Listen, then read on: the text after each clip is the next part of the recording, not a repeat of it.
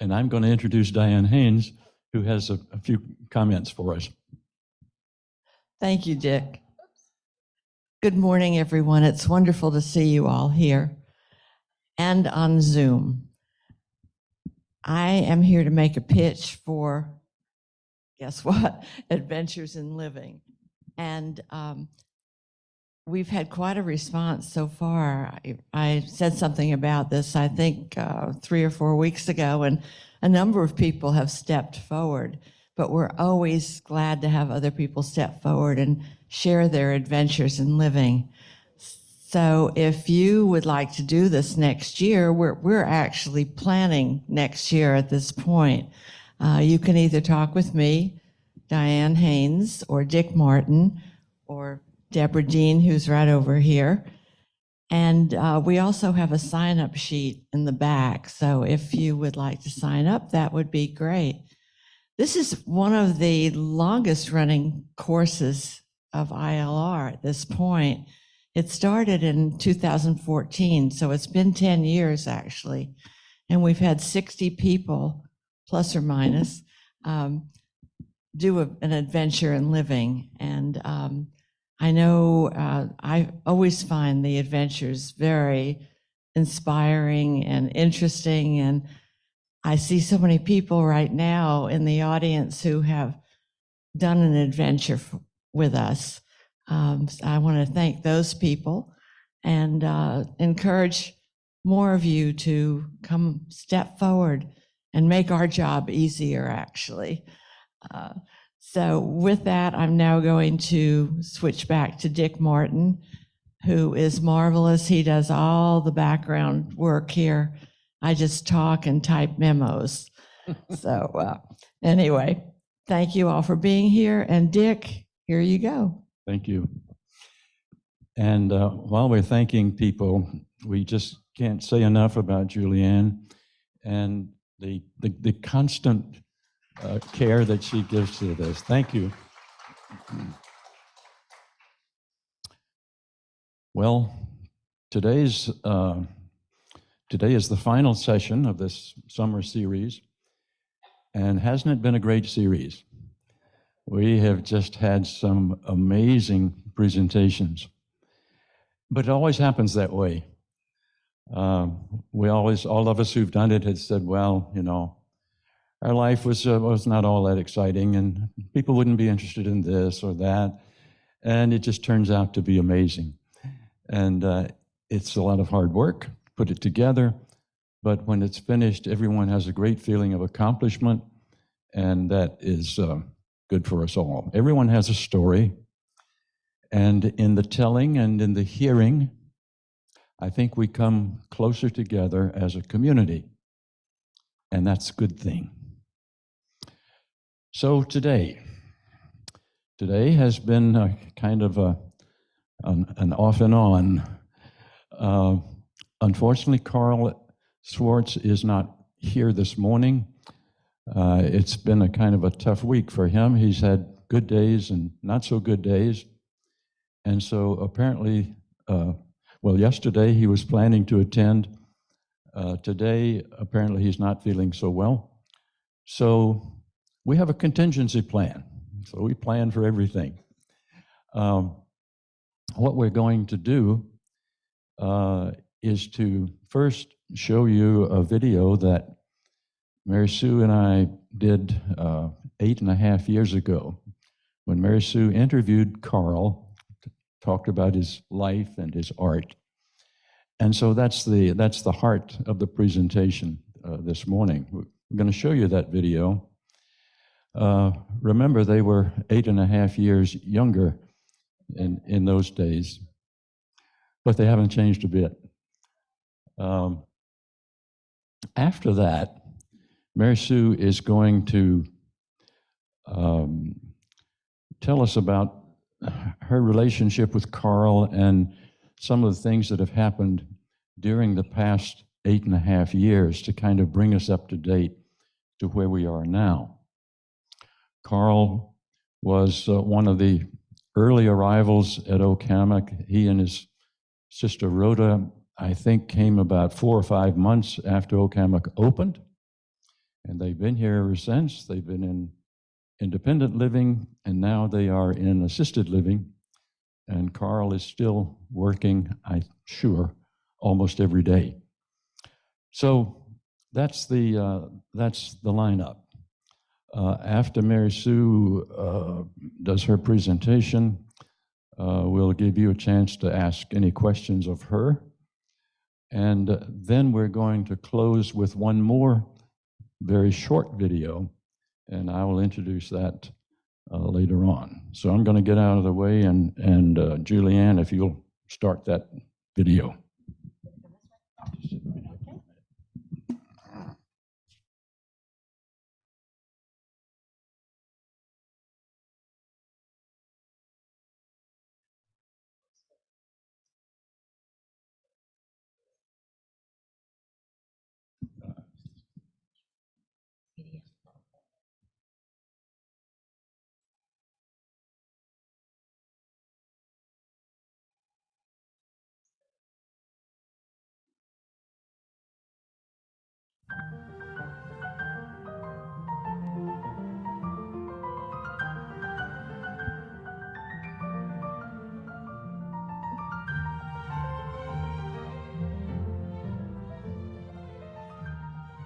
One of the things I wanted to ask you to start this is if you could describe your work, what kinds of words would describe what you do?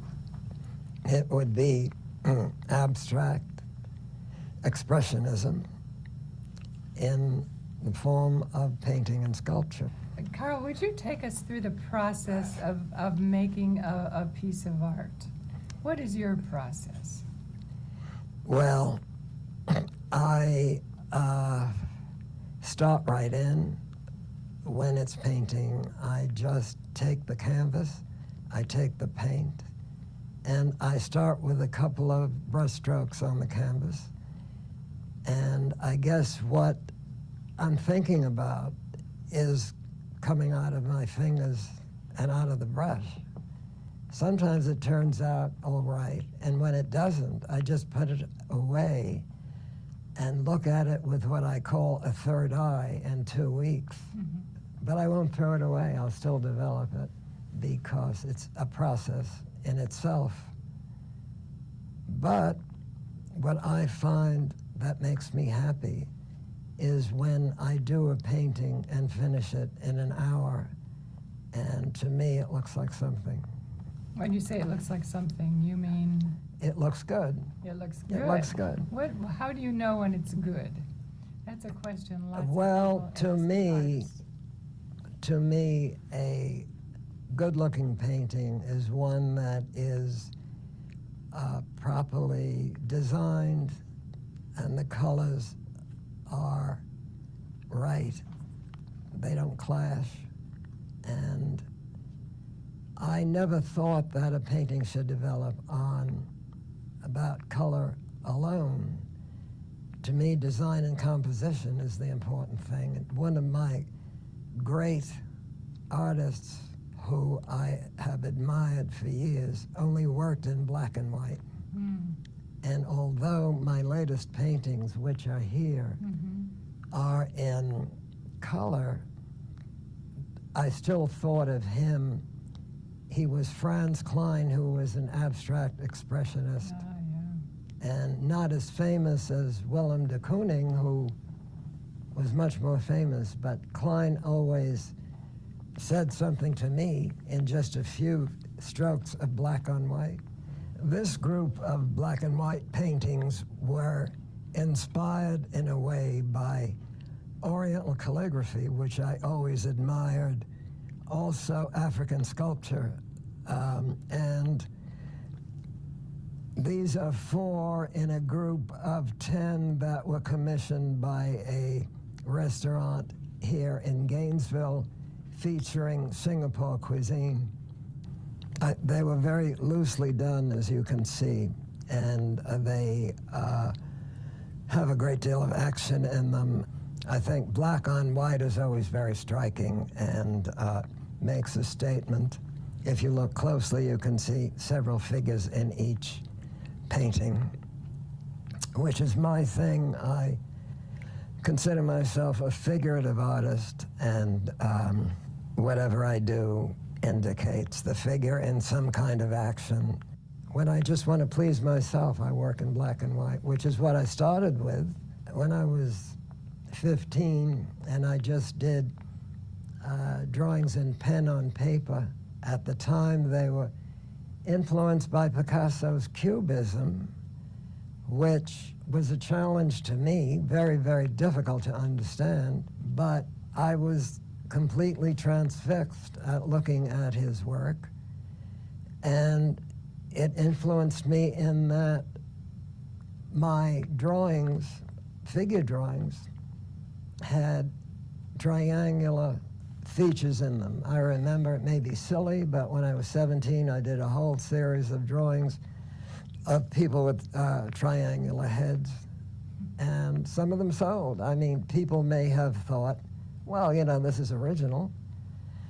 I was showing in the Washington Square outdoor art exhibit, and a lot of these drawings with features that were inspired by Picasso sold. Also, another thing comes to mind as far as Picasso, when there was an exhibit of his very early work at the Metropolitan Museum.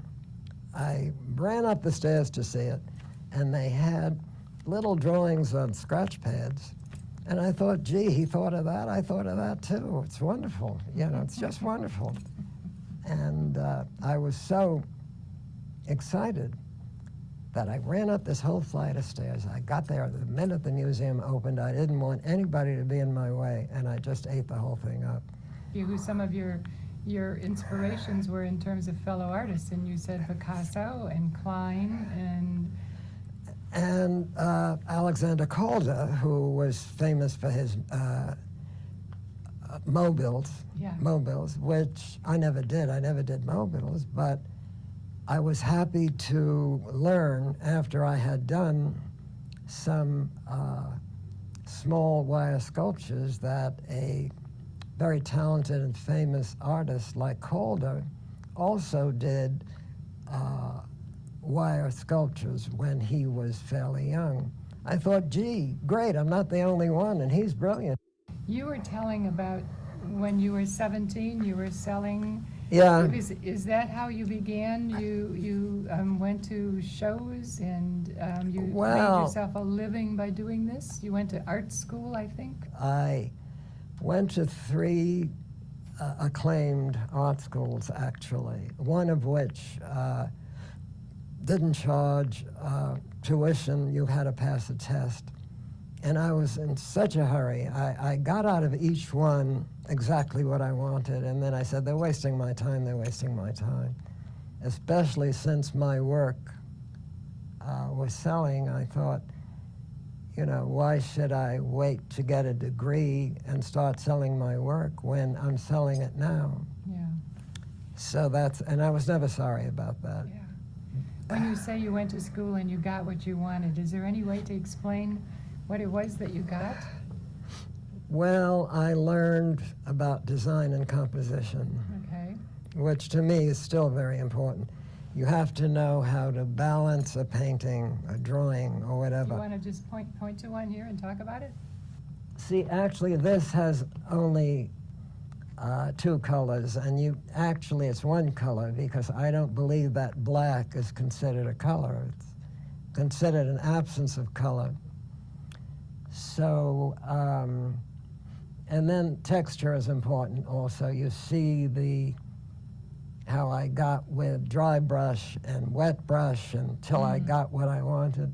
And this is dry brush right through here? Yeah. And whether I wanted it or not, since I always think of the figure, and especially dance, I was always a dance enthusiast. Even when I don't want to depict a figure, I somehow see them. This to me looks like a figure. Yes, Yeah, several. and this looks I like see a too, figure. yeah. Yeah, so that's automatic. It's just from my experience. So tell us about these 2 with the metal work. Yeah, well, I call them constructions. I'm not the first one who called his artwork a construction, but It is, to me, collage in metal.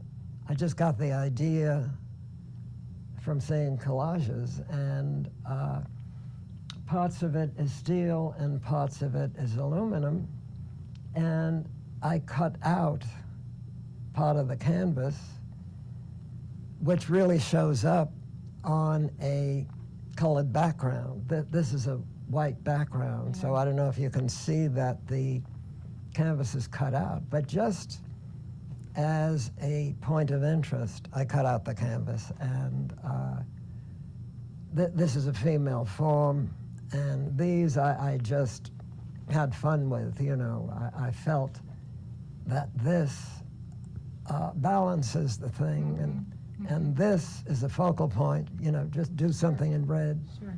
This stuff is metal mesh, which I got in a hardware store. A lot of my equipment I get in hardware stores. A lot of the steel, the copper, and so on. This is some kind of a tree, actually. I meant to put a tree there. And whether it looks like a tree or not, I don't know. To me, it looks like a tree. I did about 5 of them. I think they're about a year and a half old. The most recent things are the paintings, actually. Karl, you were telling us about your wire sculptures, your early wire sculptures. Yes. We have one here. Yes, this is a fairly early one. Several of the stores were interested in that technique. It actually developed from my having done so many line drawings in pen and ink. I decided that I wanted to give my drawings dimension, and the way to do it was to use wire. Instead of just the line, you've got wire. A lot of the stores were interested, including Lord & Taylor and Bonwit Teller, which closed, unfortunately. It was a great store. Tell us about only one eye. The one eye was to attract attention to the merchandise, because it was my idea. They sometimes would wrap a scarf around the thing. I would hate it if they put a hat on it, because The hair is beautiful. So anyway, the one eye would attract attention. The potential customer would say, "What's going on there? She's got one eye." And then they would say, "Oh, what a beautiful scarf. You know, I've got to get that scarf." And that was the idea. And how about this sculpture? That one is about 15 years old. And as a result of that, I got one of the biggest commissions I ever had from Saks Fifth Avenue, which had me do 100 angels from about 14 inches to 4 feet tall in that technique. Karl, tell us about these two, would you? Yeah, well, in my development, I decided to add pieces of metal to give a more solid look. Of course, it's direct metal sculpture, which is different from most conventional sculpture. This one is about 2 years old, this angel. And I like the gold on it, which is not brass, it's aluminum. I was lucky to get a roll of aluminum that was silver on one side and gold on the other. So I used the gold to accent that piece. This kind of thing, which was inspired by archaic Greco-Roman sculpture, you know, a la the Venus de Milo, you know, or the Nike of Samothrace, you know, Winged Victory, which I always thought were wonderful, very beautiful, and I saw that kind of thing when I was probably about 3 years old for the first time. I know that your dad was a huge influence in your life of introducing you to creativity. Oh, yeah. Well, my father was a dentist, and he had talent. He especially had a wonderful picture of Abraham Lincoln that he did in pencil. That was very beautiful. Unfortunately, it was ruined in a fire. But when I was 3 and 4 years old, I remember that he entertained me by making little animal figures out of dental wax. And that kept me very happy, you know, watching his hands work. And he also introduced me to opera and ballet. He took me to the opera when I was 4 years old. I think it was Hansel and Gretel. And the witch scared me to death. But And ballet, he took you to early ballets? yes. And he took us to the museums. I remember he took me to the Metropolitan Museum when I was very young, and at that time there was a cast of the Winged Victory at the head of the stairs. The original is in the Louvre. The Met had an exact replica. And she has no head, you know. And when I saw it, I said, Daddy, the lady has no head. What happened to her head? I remember that. And Do you remember his answer? he didn't know what to say. He said, well, it's very old. The head fell off, something like that. So you learned the access to all of this beauty when you were a very, very young kid. Yeah. When I was 5 or 6, he took me to see a Wagnerian opera. I was off opera for the next 20 years. Was it the Ring? It was one of the Ring operas, Die Valkyrie. Yeah. Oh, okay. And it was much too heavy for me, but I began to appreciate it so when I was about 25 that he became one of my favorite composers, along with Richard Strauss, another German. Tell me what the sacrifices were that you had to make in order to be an artist your whole life.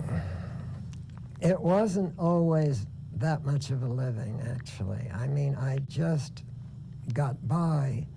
But the important thing was that I had my way. And I was very, very happy with everything I did. So many people work for their 2-week vacation and they hate the rest of the year. Yeah. Whereas I was happy every day of the year, and I didn't care if I didn't go anywhere. You know, I was happy in my own little studio, working, and I got quite a reputation from doing this work for the stores. Somebody called me legendary. You know, that was fun to hear. And Well, you've been written up in some of the major art magazines. when I was 21, there's a publication, Women's Wear Daily, in New York, that's still going strong, and they used to write up the window. So I got some write-ups in Women's Wear Daily, and I got write-ups in Interior Design magazine, and one that has to do with holidays. I forgot what it was called.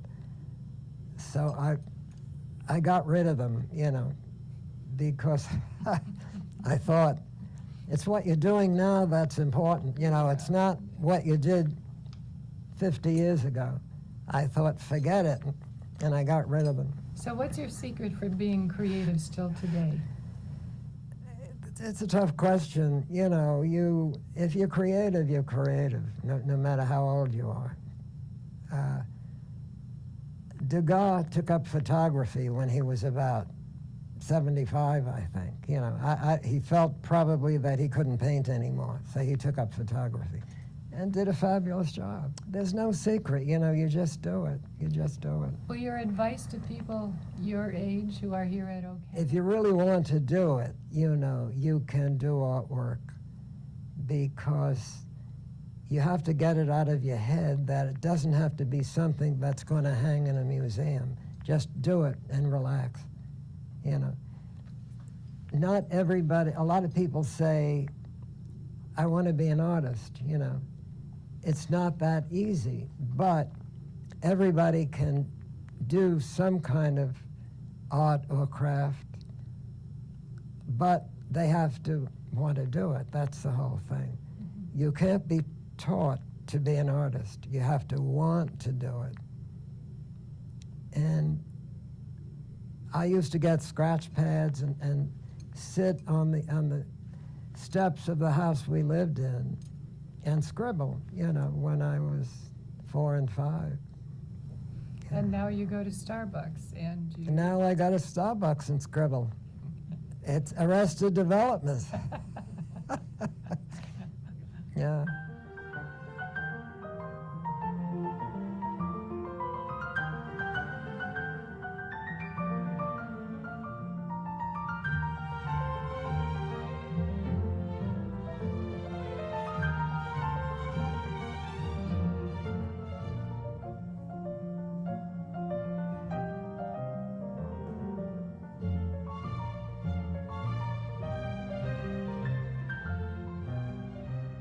But the important thing was that I had my way, and I was very, very happy with everything I did.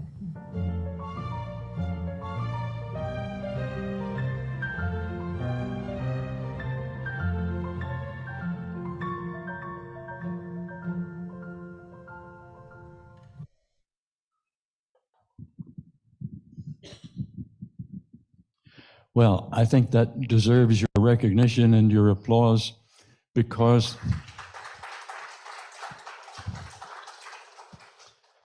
Karl must have heard himself on the big screen, because while this is being shown, Karl arrived, and he is among us. And so welcome, Karl.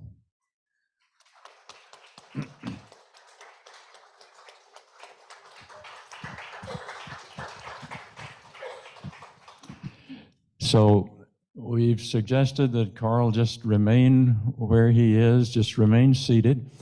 We're going to bring a microphone to him. Diane, if you'll take a microphone over there. And at this point, Mary Sue Keppel you just saw her in the video. She's going to I have a few questions for Karl, and they're going to chat back and forth. And Mary Sue is an artist as well as a poet and many other things, and a great co-producer of many of the videos that we've done over the years. So we have this dynamic duo that will now continue the conversation. Mary Sue? Karl, I'm so delighted that you're here. Is there any way that the light way in the back can be on so I can see Karl? Are you sure you want to? Absolutely. Yeah. Maybe I can move.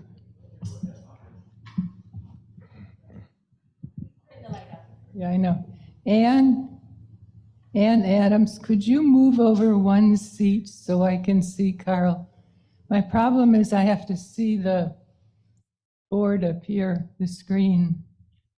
Oh, you're wonderful. Thank you, thank you, thank you. Karl, we've had this interview 3 times already, haven't we? And each time we've had mechanical failure.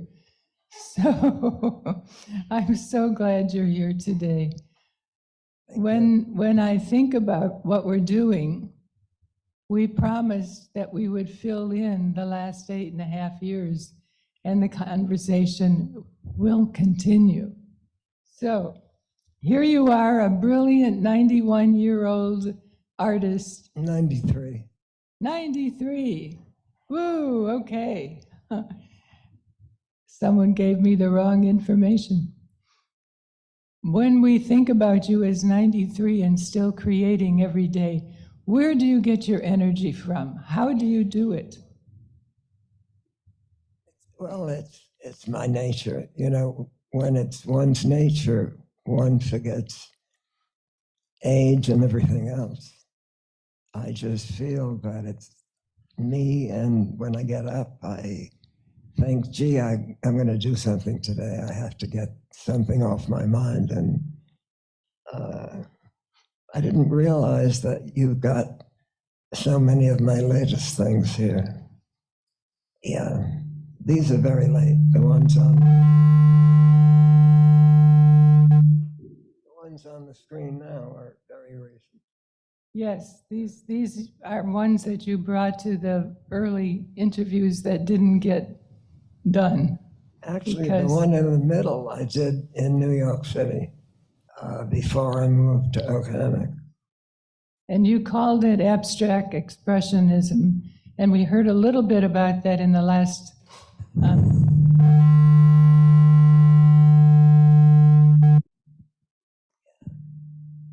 Can you explain to us how this particular piece is abstract expressionism?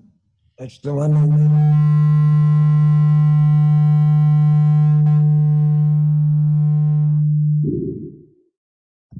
Diane, can you tell me what number is on that mic? Number on it?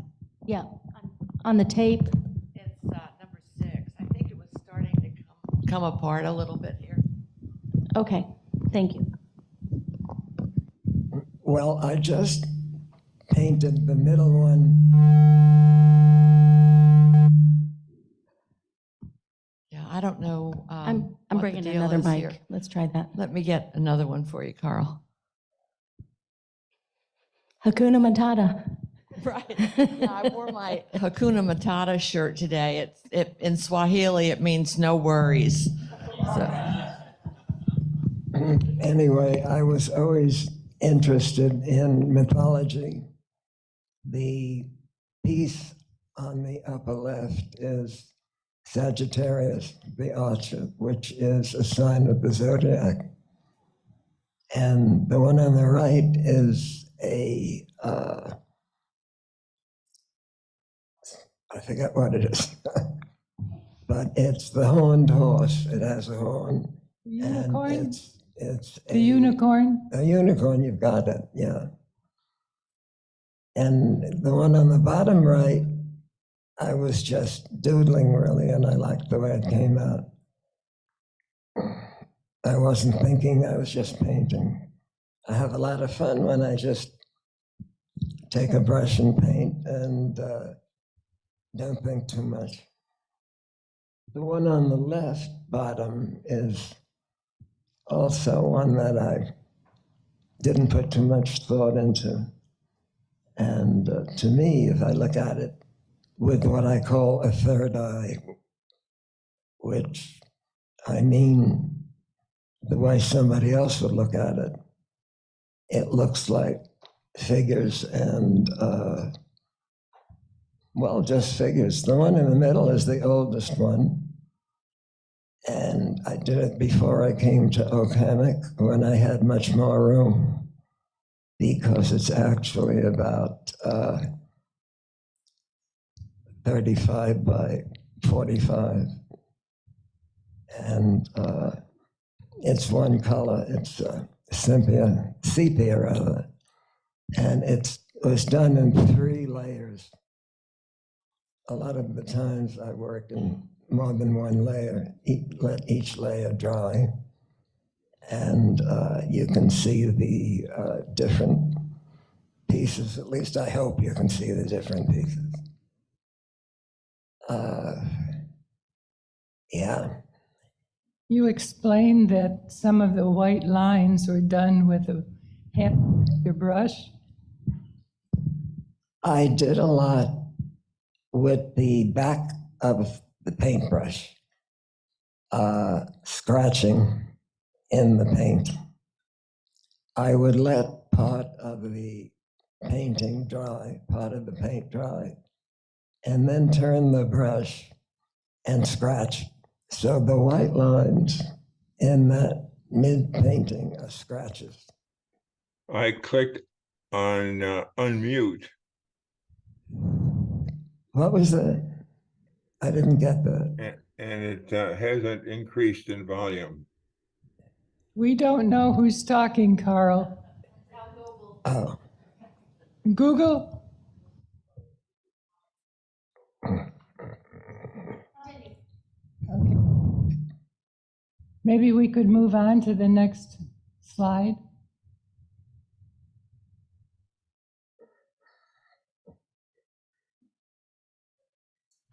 oh, this is a very early window display at Bergdorf. Bergdorf did a lot for me. I was about, I guess, 21 or 22 when the window director saw something I did, and he ordered this and about 5 others for 5 different windows. My idea was to have it look like an archaic sculpture. So part of the arm is gone, and the hand is there. And it turned out to be published in a magazine, a book rather, called Graphis Display. And it was sold, I think, in Barnes and Noble. So I was delighted to see it in a book in Barnes and Noble. I still have pictures of it. I don't know what happened to it, actually, but I have pictures. There's another slide like it. Yeah, this is from the same group. It's another 2 figures. Also, okay. This was much later. It was, Tiffany's ordered this. It was for Father's Day. And it's done in wire and mesh. The guy's hat and pants are mesh, and most of the rest is wire. And they had, I think, watches and things draped around it. It was nice to have something in Tiffany's, but it wasn't the only time. I think I did Tiffany's before. You said that window directors used to say, let's go see what that Schwartz kid is up to. Well, I can't remember that far back. Yeah, you did say it in one of these interviews that we kind of played around with. We have the window. Oh, these are, I didn't realize these were photographed because some of these I did about a month ago. And I'm doing them over because I'm not happy with a few of them. They're mounted on canvas, and if I don't like them, I take off the sculpture, I do the canvas over. Tell us about the wall, Karl. How did you get it? Where is it? About what did you say? I didn't get it. Pardon? What did you say? Would you repeat that? I said, would you tell us where your wall is and how you got your wall? The wall here? Yes. Oh. Well, I don't remember how I got it, but one of the women who works here gave it to me. Actually, I had 2 walls, and they were in that area. I'm not sure exactly where. And for some reason, I ended up with 1 wall. And I usually put 10 pieces up on that wall. And I change it every month or 2. I'm not very consistent about it. I change it when I feel like it, but it's approximately every month or 2. So you're inviting people to walk by and just celebrate the art that's on the wall. And if you go to assisted living, it is on the wall between where the vet area is? What Or- I've got there now, Pardon? what I've got there now is my latest. And there are 4 paintings there and 6 sort of collagey things. Mhm. Yeah. With wire and metal. I beg your pardon? With wire and metal. I don't think I used any wire in these. Okay, so it's all metal. Good. Yeah. I was trying to explain that if you see the back of the kitchen and are on your way to assisted living, the wall on the left is all filled with Karl's work and changed pretty regularly. Yeah, well, what's up there now, I put up, I think, last Sunday, and they're about a month old. Uh-huh. Karl, getting a little personal, we've seen a lot of your beautiful art hanging on the wall, and sometimes people walk by and they say, I don't understand what that artist is doing. Doesn't make sense to me. What would you say to that person? Tell them the artist doesn't understand it either.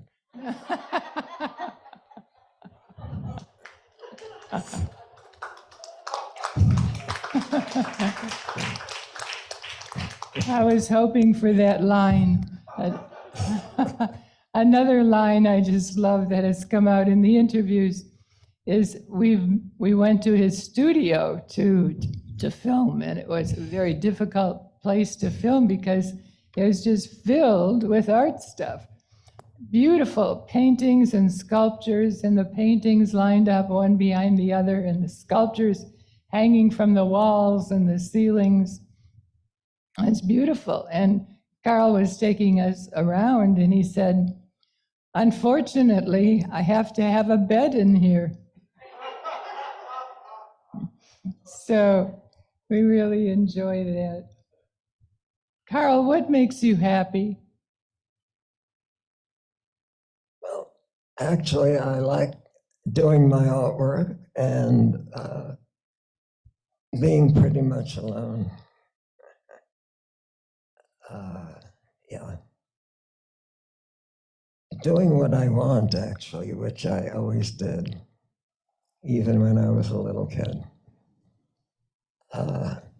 I remember that I ran errands for a long time because I was able to fit in my errand time with all the artwork that I did. I would run errands a few hours a day and do my artwork the rest of the day. I got my big break when I was around 20, and somebody saw me in Bloomingdale's, New York, and we had a conversation, and he introduced me to the one who did Bergdorf's windows. And so I saw him, and he had me do that big painting of what I called, a goddess, an archaic Greek thing. He had me do that, and it was lucky. Other stores saw it. All the stores in New York, I don't know how they are now, but were competitors. They knew each other, and they wanted to outdo each other and so on. So, but I got a big break from Bergdorf. And I got paid nicely. And with a couple of them, I got paid, but I couldn't spend the money. I had to save it. I'm talking about when I was in my early 20s. Mm-hmm. But it was fun to get little write-ups. I mean, I didn't get write-ups in the New York Times, for instance, but I got write-ups in Display World and whatever. The Daily Mirror wrote something about me, and I think I mentioned a few of the others already. Karl, I think we at Okamak are very, very lucky to have your painting and your artwork distributed around the Well, common area. I'm going to drop my eyes and blush, okay? Okay. And we're going to end with a tiny video that we made back in the days when we ended a lot of shows with I am Okamak. Oh, Remember those? oh yeah, yeah. Some I of you remember. in here did those as well. So we're going to end today with a tiny video that we did of you saying, I am Okamak. Yeah.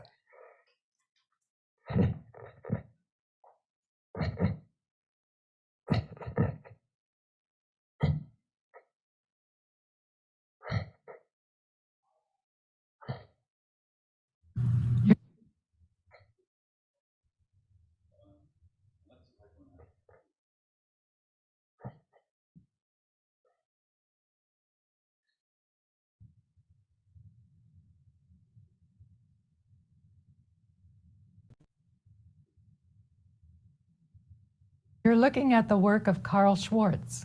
He is a well-known artist who lived and worked in New York City until he moved to Okamak. Karl defines his work as abstract expressionism in the form of painting and sculpture.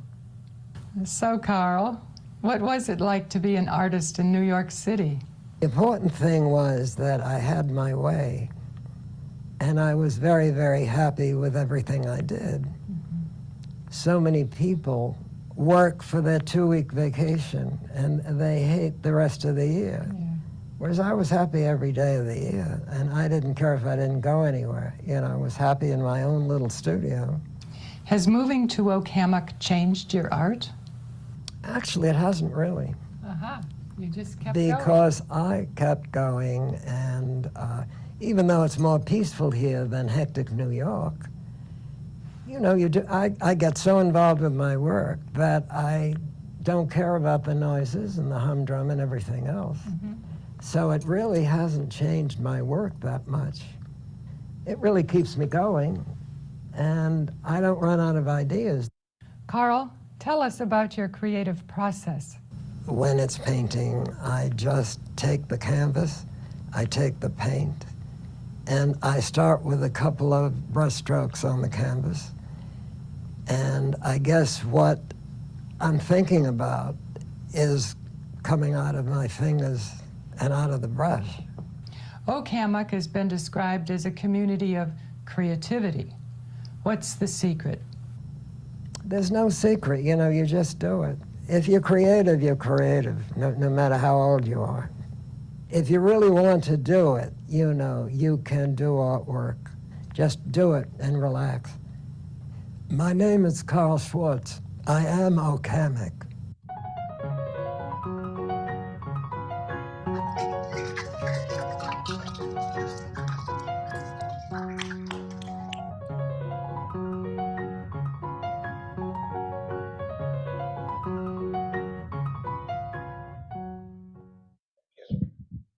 Karl volunteered to answer any questions that you might have, so somebody's going to pass around the microphone. Could someone go also, because I need to leave this with Karl to answer. Thank you. I'm going to leave this with you, and we'll see what the questions are. Diane?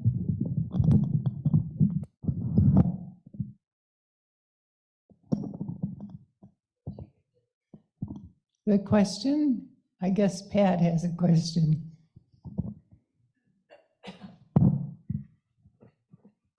This is on Pat Toskis. I wanted to know, when you worked in the department store, did you have a studio in the department store, or did you work at home? I worked at home. Other questions? I have a question. At one point, I think I asked Karl what he thought about his own creativity and how it comes out and how he uses it. And he just looked at me with a big smile and he said, "It's inspiration." So, Karl, is it inspiration? Well, it has a lot to do with inspiration, but when you have to make a living, it's not always inspiration. You know, you work whether you're inspired or not when you're counting on the income. I worked for several of these stores in New York, and I had to reach a deadline whether I was inspired or not. Let's face it. Yeah. Other questions, comments? Okay. Karl, how did you get to Oak Hammock? How? Well, I'm here with my sister, and she felt, you know, we're no longer 22 years old. And she found Oak Hammock. She wanted this kind of retirement community. She saw an ad in the New York Times, and we answered the ad. We were among the first people who moved in. We flew down, we saw, what's her name? Star Bradbury. And we flew back, and originally we wanted 2 small apartments. But my sister had given up her apartment in New York. She had a whatchamacallit, you know, one of these, I forgot what they're called, a lovely apartment that she bought, and she had to get out at a certain time, so we couldn't wait for 2 separate apartments here. So we got one large one, and it was very nice. But in New York, I had fun decorating her apartment. She ended up with bright red walls because that's the way I decorated it. Yeah. So anyway, I'm here, and that's it. Catherine Morsink, as one of the people who was privileged to move in about the same time as you, Karl. Yeah. I have been really inspired by watching you grow and remain so creative. And I just want to say thank you for not becoming the woman who lost her head as she grew older. You have inspired us all by the growth of that head. Thank you. Thank you. Yeah. Hi, Karl. Your old neighbors, Will and Susan Schaefer. When I came here in 2006, you were already hard at work. But after I'd been here a couple of months, Oak Hammock considers everything, you know, and they issued me a new wife. And it wasn't long after that that you invited Susan and I into tour your studio. And it was just as Mary Sue described it. It was small, it was well decorated, and there was a bed. But Susan, being a fairly decent docent at Harm for many, many years, explained to me, who was just learning how to slow down and smell the roses as an engineer, that no reputable museum in the world should rest on their laurels until they have a Karl Schwartz on display. Wow, that's Congratulations, great. Karl. Great Thank job. you. That's great to hear. Karl, my daughter Nancy from New York City, always enjoyed seeing you and Rhoda when she came, and you were kind enough to take her down and show her your studio, and she sends her regards. I remember Nancy. Yeah, I remember Nancy. Yeah. Okay, other questions, comments? Well, I think we owe Karl a great big hand right now. It's so lovely to have you here, Karl. Thank you. My pleasure, my pleasure. And thank all of you for being here for our series this summer. And the sign-up sheet is in the back.